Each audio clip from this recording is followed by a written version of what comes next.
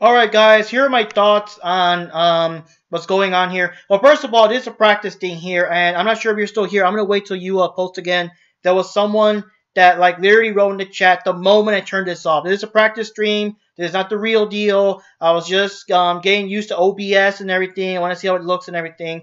It's kind of weird because I have to use OBS, but I can't see the chat, so I have to like I guess watch my own video on YouTube to see the chat at the same time. And there's like a couple of seconds delay, so forgive me if I don't answer like right away. But let me see here. So anyways, there's a practice run. I'm gonna do like the real deal tomorrow at noon Pacific Eastern time, like I said. But let me see. I do want to actually make a video about this. So let's see here. Here are my thoughts on Channel Awesome. The channel Not So Awesome, like hashtag Not So Awesome, hashtag change the channel, and some of the drama. In case you guys didn't know, Channel Awesome is, you know, the Nostalgia Critic, Linkara, Angry Joe, Mars Girl, Obscurus Lupa, Nostalgia Chick, and all these different people, Phaelus, and all of them that all do reviews of different kinds, and they all combine into one website. It used to be called That Guy with the Glasses, and now it's actually called Channel Awesome. And there's like all this behind the scenes drama.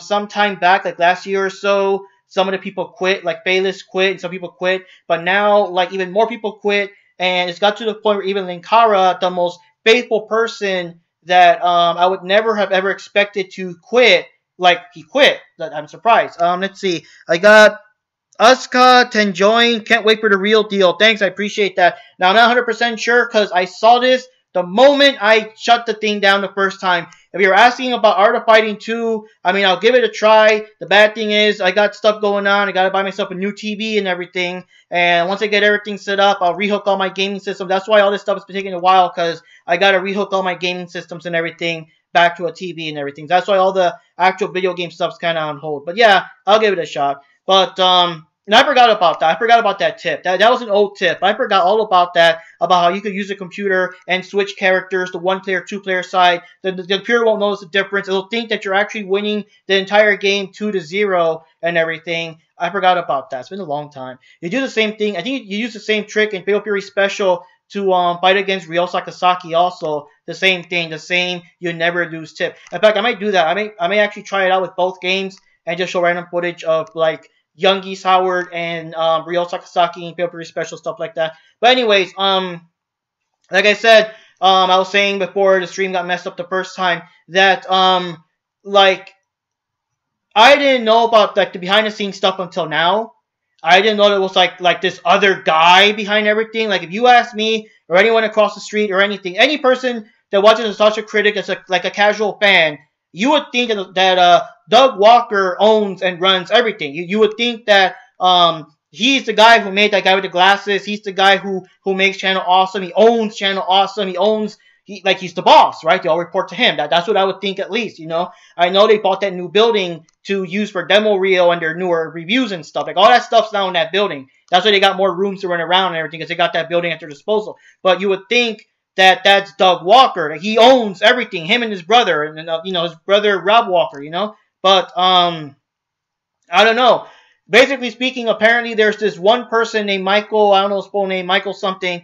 And apparently, like, I don't understand the logic or reasons behind anything, but he's the one that actually owns and runs Channel Awesome, and he's the one that apparently, I guess he has control. He has control. He's the one that can make you and break you. He's the one that can fire your ass. He's the one in charge of all that shit.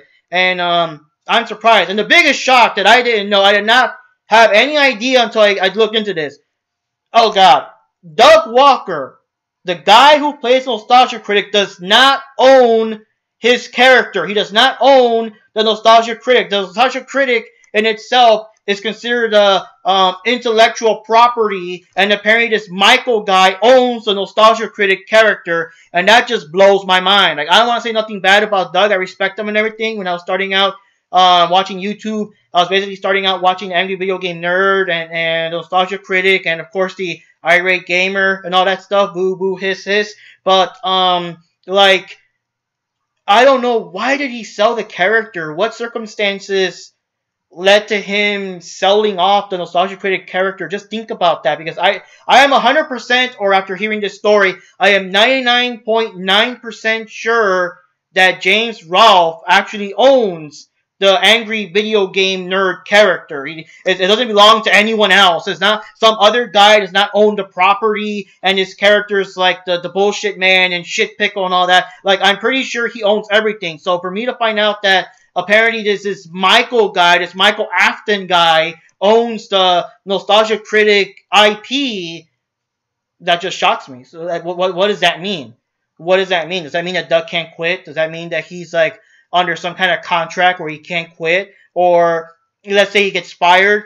Does that mean that this Michael guy can just grab some other wannabe, make him dress with the tie, the hat, the black jacket, and everything, and make him the new Nostalgia Critic because he owns the character or something? Like I don't know. Like, I don't know. It almost makes me sick that if they ever make like Nostalgia Critic, that'd be cool though. Nostalgia Critic Funko Pops. It makes me sick that this Michael guy is gonna get part of the money instead of it all going to Doug and Funko and whatever. Like, it's weird. It's weird. So anyways, I don't know the full details. All I know is that people have been treated real bad behind the scenes. I know some people, I guess they got to communicate with Skype, and this one girl, I think it was, I don't know if it was either Mars Girl or Obscurus Lupa, I don't know. One of them girls got fired because they wanted her to just suddenly be in this Skype conversation, and she was busy or whatever. It was like not planned. And just because she took like a minute or two too long to get in, it's like, yeah, we can't count on you. You're fired. You're fired. And stuff like that. And just bad things like that. And like, it makes me kind of like, I feel bad because I like the movies. I actually got to see with Land Moore. I got to see Suburban Nights, and I got to buy Kikassia. And it kind of makes me, I don't know how I feel knowing that it was pretty rough on everyone involved. And I mean, filming is rough. No matter what you do, filming is rough. You got to go out in the sun, whatever. But being treated badly is what surprises me. And apparently, this whole thing that like they wanted to make this scene in the movie To Boldly Flee, where I guess Mecha Linkara rapes Lindsay, which is the Nostalgia chick, and neither of them were comfortable with the scene. Like, it wasn't Linkara's idea. Like, haha, like no, like neither of them were comfortable with the scene. But it was kind of like, yeah, well, fuck you, do it anyway. Like, they changed the scene to act more cartoony sound effects, but still, they didn't want to do it. But it's like, yeah, well, fuck you, do it anyway. And, stuff like that, bullshit like that, doing filming without any, like, water or food and stuff like that, and, like, things like that kind of, negligence and disrespect, and people feeling like shit. One person, and I do apologize. I don't know if it's Mars Girl. I think it's Mars Girl. I'm going to say it's Mars Girl. If it's not, you guys can flame me down here. The two people watching can flame me down here. But I did hear of Jew Wario dying, passing away. And, of course, it was a shock for the, what can I say, the reviewer community and everything. So this girl came up with the idea. She came up with the idea, let's make some kind of, some kind of video, some kind of, I don't know, a memory video or a tribute or just, something cool to remember him, because I guess no one else was really doing it. But it just so happens that she wasn't like the big one. She wasn't the top dog. She was just one of the many reviewers, amongst the reviewers. Like, the top ones are always going to be like Doug and I guess Nostalgia Chick back when she was there, because it's still related to the nostalgia property there. Linkara, and I don't even know who else, but those guys are usually on top, and everyone else, like Angry Joe and like Cinema Snob and all of them, like those are like low key. So this girl had the idea, like, let's do a tribute to, to remember our friend Juwario, whatever his real name was, and the Michael, I guess either Michael Afton or whoever else, because there were other people too besides Michael. They said like, yeah, we'll have either Nostalgia Critic or Linkara or someone else do it, because that way people can actually see the video, because no one's really gonna watch you, no one's really gonna give a shit about you, and that fucking sucks. That fucking sucks. Like, it makes it sound like they care more about the exposure and everything, and not so much. I mean, I don't know, like, It's almost like they want to make money off this person's passing, and that's fucked up too. It's not so much about let's have our most popular guy do it. It's more of a let's remember our friend, because I assume he was friends with everyone, and it'd be kind of cool and stuff like that. I'm pretty sure this girl like meant it in her heart, and it wasn't just like, oh, I want views, I want to talk, it wasn't with that intent. So for this guy, Afton, to make it like, let's make it all about the views. Who cares what you say? You're nobody. We'll get, Doug to do it. That was fucked up. So, I don't know what's going to happen. The thing that really set this off, the real big shocker, is that there was no, how should I say, there was never a statement or anything by the people from Channel Awesome to acknowledge how the people were feeling. And what really kicked this off right now, what really started the whole not so awesome and changed the channel and all that, was that when they finally have a statement, their statement it wasn't an apology. It was a non-apology. It was basically, we're sorry you feel that way. Basically. Like they said, it was paraphrased. It's almost like that. So it's not like, I'm sorry that I treated you like shit. It's more like, I'm sorry that you feel as if you were treated like shit. Maybe you misinterpreted that and you thought you were being treated like shit because I didn't do nothing wrong. I did nothing wrong, like that's how it came off of. And the thing is, again, Doug and Rob Walker are not particularly behind it. I've heard, I don't want to say, I respect the guys. It's hard for me to say anything bad about them. I do think, I've heard that they have a bit of an ego, but, people have flaws, but the real douche nozzle is Afton here. And what I'm thinking is, in other words, the Walkers don't want to get involved. The Walkers don't want to do drama. And, I mean, this guy owns the intellectual property. He literally has them by the balls. You don't know that. He literally has them by the balls. If he owns the property, I didn't even think about that until just now. If he owns the property, pronounce the T, he can actually do some kind of cease and desist. He can actually ban Doug from ever making a Nostalgia Critic character ever again, like video. Like, let's say that Doug wants to quit and go back to YouTube or something else. He can actually ban Doug and be like, you know what?